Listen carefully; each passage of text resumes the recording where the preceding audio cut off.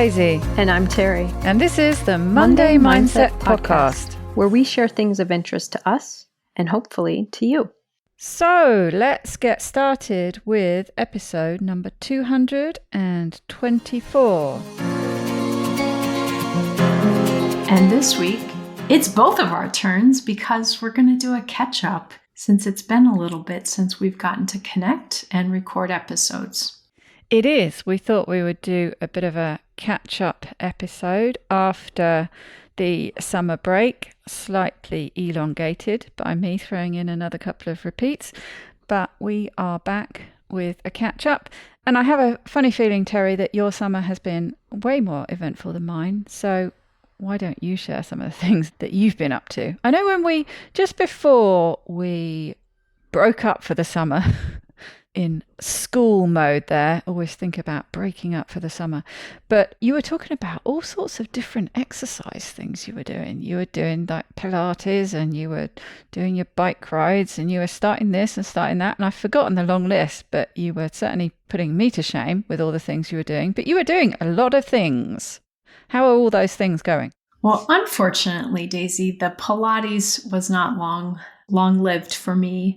I'm going to sound like anyone who has a list of excuses or reasons, but for me, it was just complicated as far as the time involved.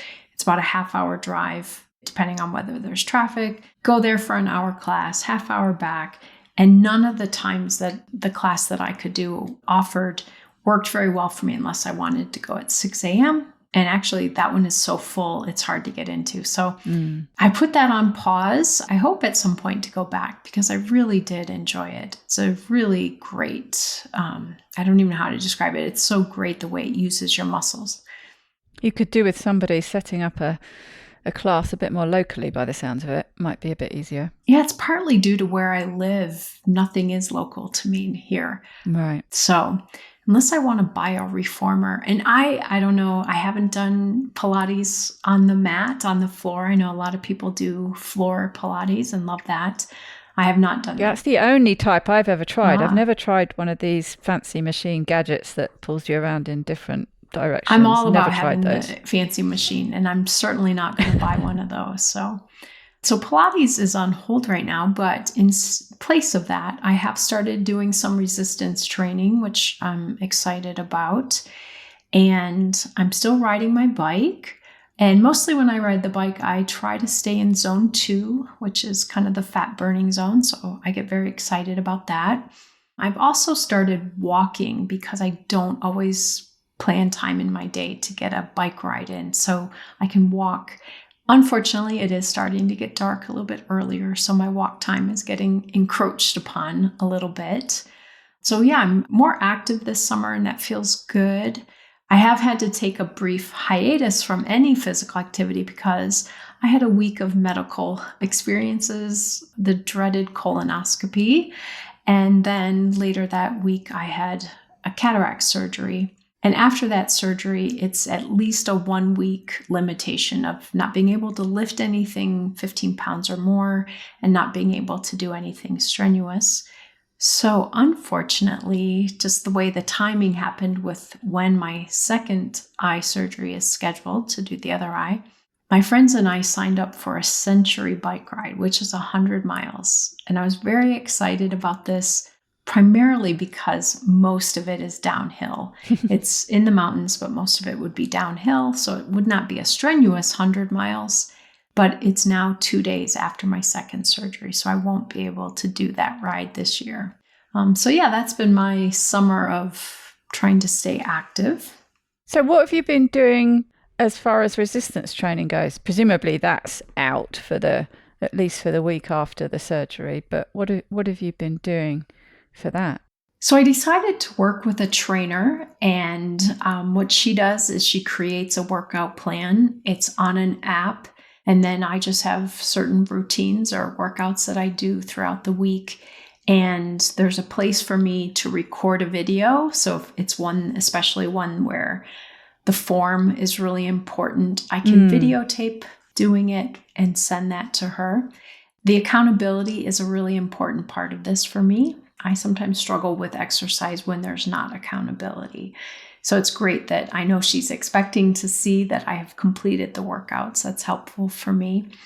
So I've been doing that and really just want to increase some of my, you and I have talked so many episodes about the benefits of exercise. And I think especially doing something that uses your muscles.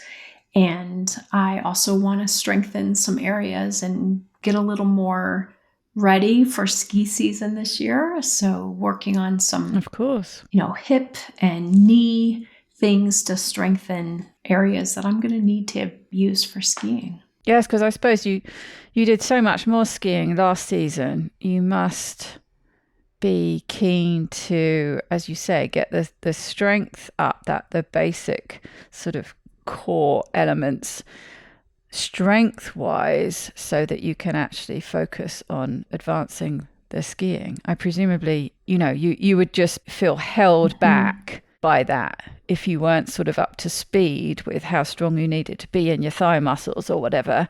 It would just hold you back in developing the skills. That's right. The different skills that you want to advance. So you have to prepare for that. Well, the 2026 Olympics are coming. So, I want to get that skiing really honed in on this year, but I'm looking forward to that. And I do think getting in better shape and specifically some things that will help me with skiing, I think will be really important. So obviously I'm also going to have to go for 7 to 10 day hiatus on doing any activity once I have that second surgery. But hopefully after that, I'll be able to consistently stay active. So the timing of that works for skiing then. Because when's that second surgery? Did you say it was a month after the first one? Yes. So it's about the third week in September. Right. And presumably I say presumably, I don't know when ski season starts there. I'd be sort of thinking December, but maybe it's earlier. It depends a little bit on what type of conditions you're willing to ski. Uh-huh. Often here, the places will open on Thanksgiving Day, so the third week in November. But it depends a little bit on the conditions, whether the mountains have gotten enough snow, whether they're a mountain that makes snow, and just the conditions. It seems like the first week or so, there's a little bit of grass still poking through, a little bit of dirt. So I might wait until December, but we'll see. I'm pretty excited to get back out there. And I've already been kind of planning my first day back on the slopes, going back to the beginner hill and regaining my confidence before I tackle anything more complicated. Are you going to have some actual lessons or just go with what you've learned and friends helping out? I definitely plan to do lessons again. And this year I'm getting last year I had a ski pass light, I would say. It only allowed me 2 days a week and didn't come with other benefits. So this year I went ahead and got the package that allows me unlimited skiing and also some discounts on lessons and clinics. Actually, they have clinics as well. So I'm hoping to do some more organized learning of skills, not just trying to figure it out on my own, but get some more support again. Mm-hmm. So you're really geared up to advance this winter. Absolutely. I mean, I can only shop for ski pants all summer long so many times. I've got to be ready for this. But that's been kind of fun. So what have you been doing this summer, Daisy? Not an awful lot, really. And I had big plans to do a lot of work on the house after doing a lot last year. I say house, half a house. Maisonette. So, I really sort of threw myself into it last summer and thought that I would do the same this summer, but I haven't.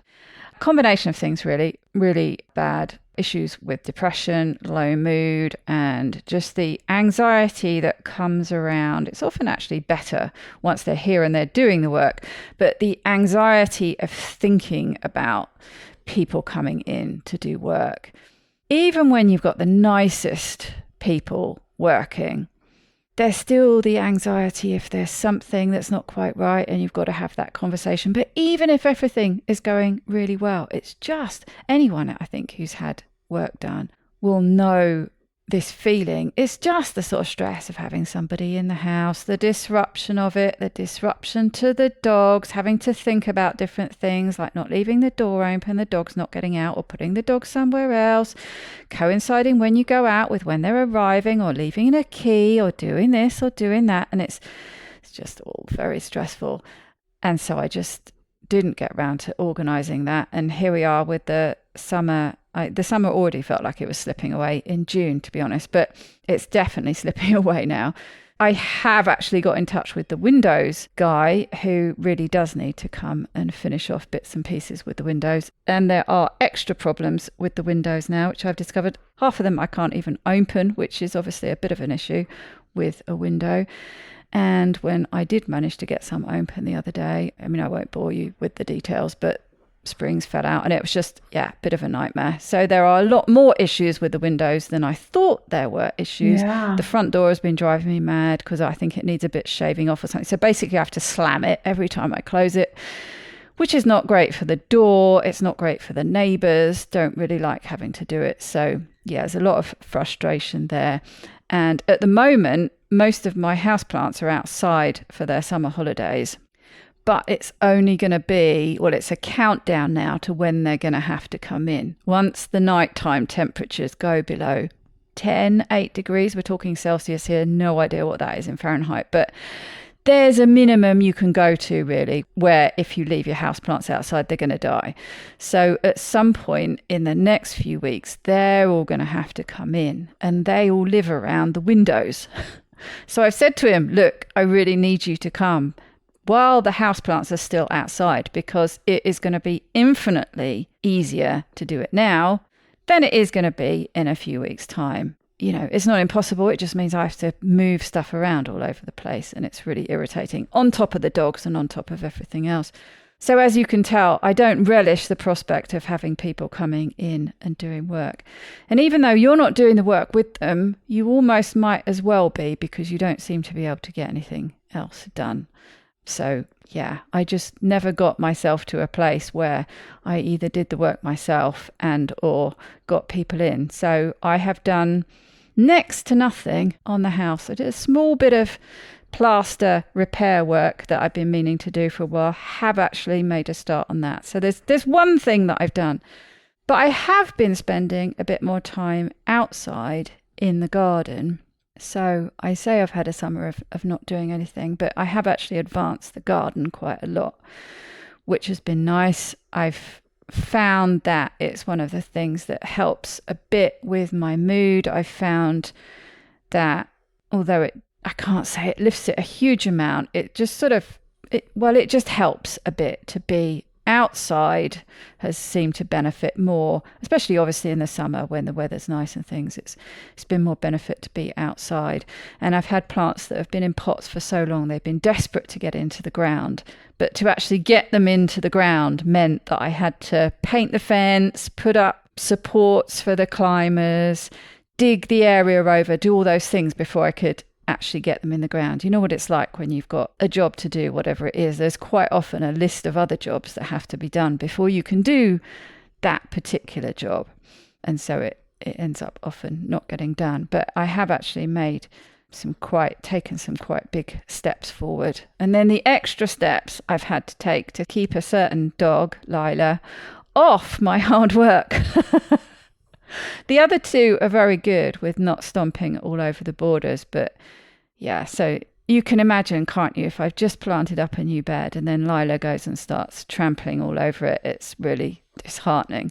So I've then had to build fences and things just out of bits of bamboo and what have you, to desperately try and keep her off my hard work, which for the most part is working. One long stretch, I was busy trying to put the posts in, which were just offcuts of some branches that were hanging over from the neighbours.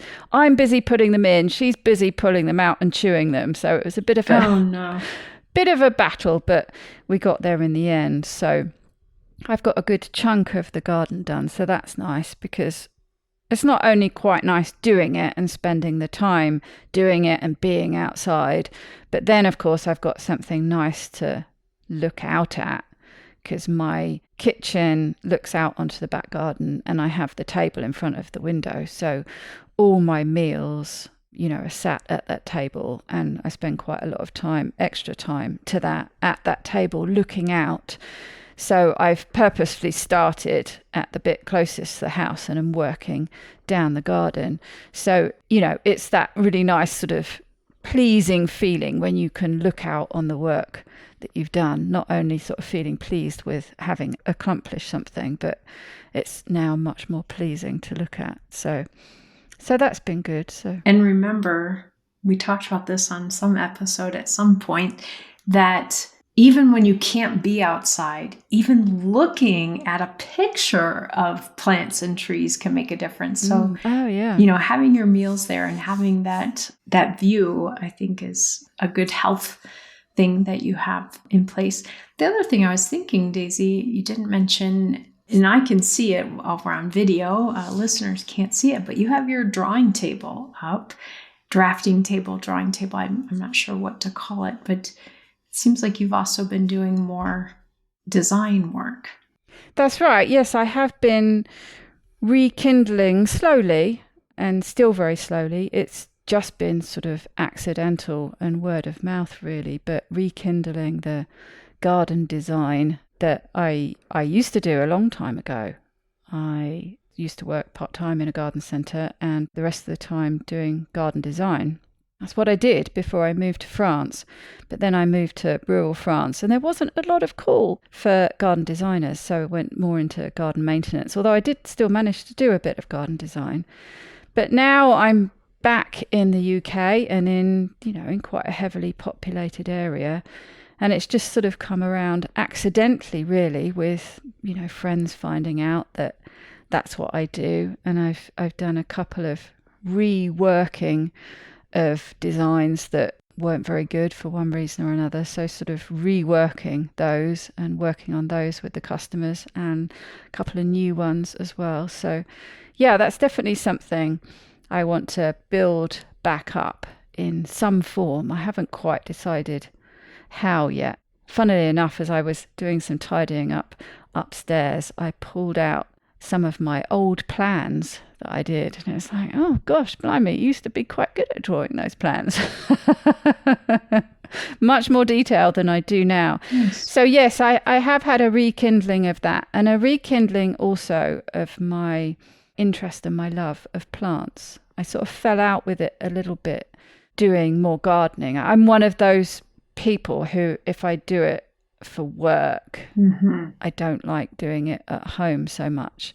I know some people, a friend of mine, he's a full-time gardener, and it's obviously his passion because he spends all his spare time doing it as well. I'm not one of those kind of people. If I have to do it for my job, I don't like doing it at home so much. So not doing the garden maintenance anymore has allowed me to sort of fuel that passion for plants again.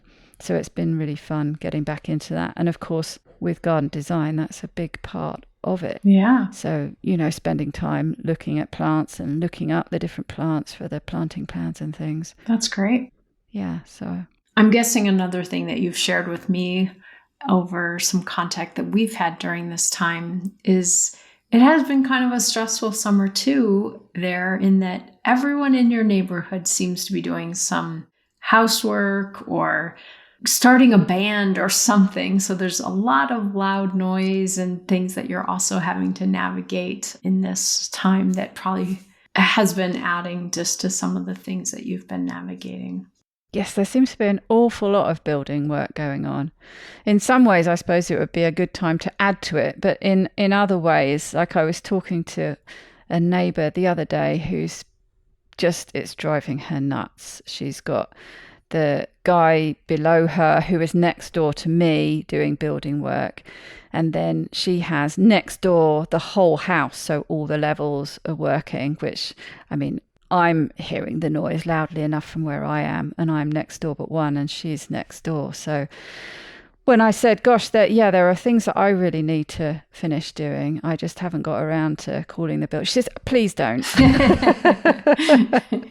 Please don't add to the noise. So there is a lot of noise on this street at the moment. Lots of building work going on. Yeah. And it does get a bit much sometimes, especially when you're trying to edit a podcast. Absolutely. And masterclass videos and all kinds of things you've done this summer. Yes, there's been quite a lot going on at TFM, hasn't there? Mm-hmm. Yeah. I'd say the other thing that we talked a little bit about on my side of the ocean with the trying to keep active, part of our activity here this summer has been chasing back and forth, seeing if we can spot a bear, because we have been having a lot of bear sightings in our neighborhood. Woke up yesterday morning with some messages from someone on our street that the bear was out on the corner eating apples out of an apple tree. And so we ran out to see if we could see the bear, but we did not. Now, people who are listening are probably like, you fool, you don't run out to see the bear. Trust me, I'm keeping distance. I did accidentally get within about 10 or 12 feet of one night without realizing that that's what it was. But so that's... Are they mostly nocturnal or not necessarily? Depends what there is around to eat. I'm not sure. I've researched a lot. I know how long they can hibernate. I know how often they wake up while they hibernate. I know how much they eat. It is shocking. Like 30,000 calories a day, 30 pounds of berries and acorns a day. That's a lot they've got to find. So no wonder when they see an apple tree loaded with apples, they're like, ka-ching, easy. Absolutely. But what I don't know is a lot about their sleep patterns right now. But I always thought I only had to worry about them at night, because that's when neighbors would have them on their little spy cameras. And that's when we had one on our patio one night. But this one was out at 7 a.m. in the morning. And on one of the local Facebook groups, people in the town near us keep posting a couple of them that are walking around downtown, basically in their neighborhoods during the day. So what I've learned and kind of pieced together in learning about them is when we first got here a year ago, so we just passed the 1 year mark, no one mentioned bears. No one told us to be careful about bears. We didn't hear anything, see anything. But this year it's nonstop. Every night someone's got a bear in their backyard. Someone's got our dog ran a bear up the tree, blah, blah, blah. And I'm like, why is it so different? How come this wasn't happening last year? And I really think that the difference is that this year, the fruit trees here didn't fruit because we had a late frost, except the apples. Right. So the peaches, the nectarines, the pears, those... And I was shocked that we even have those here in this kind of mountainous area. But those trees did not fruit. So I think the bears technically have a lot less access to their own food source. So they're coming in more and more to neighborhoods and, trash, finding things. We had some workers creating a patio in a backyard for us this summer. And they had a cooler sitting out with sodas in it, and they had put a bag of grapes in there. So one night our dog ran out and started barking at the sliding glass door, and I went out and saw the bear run away from the cooler. So that bear was trying to get those grapes. But it's been kind of fascinating for me. Everywhere I go, I learn about the critters there. So learned about all the bugs and critters when I lived in Hawaii, and now it's bears. And mountain lions, we have mountain lions. So, learning about some new critters. That's crazy. And let alone the elk. You have elk, don't you? Oh, yeah. Yep. But bears and mountain lions do sound a bit more scary. It sounds like the bears you have would rather not be around people too much. I know in some areas they've got so habituated. It's like the urban foxes here. Urban foxes and rural foxes, behave a bit differently around people, don't they? The more they get habituated with being around people, their behavior starts changing. But it sounds like where you are, they would rather not be hanging around anywhere near people. So every time I take the dogs out at the end of the night, I talk loudly. All right, bears, no bears, go home, leave us alone. I have heard that they want to avoid us. Yeah, so they're not going to, be smelling you from half a mile off and come running towards you. No. Strangely enough, though, they have such strong sense of smell. I remember this from your podcast, Daisy, about how strong a dog's sense of smell is. This article I read said that black bears, their sense of smell is about 17 times the strength of a bloodhound dog. Wow, that's incredible. So that's why they keep coming back to the same area. They could smell those grapes inside that cooler, even though it was closed. We were doing a little laundry room update and had to put some oil on the butcher block counter. So we were leaving the laundry room window open, and that's the room that our dog food is in. So the other night I was paranoid that leaving just that window open was going to draw the bears in. So finally shut that. So it's new for me to have to be thinking about these things.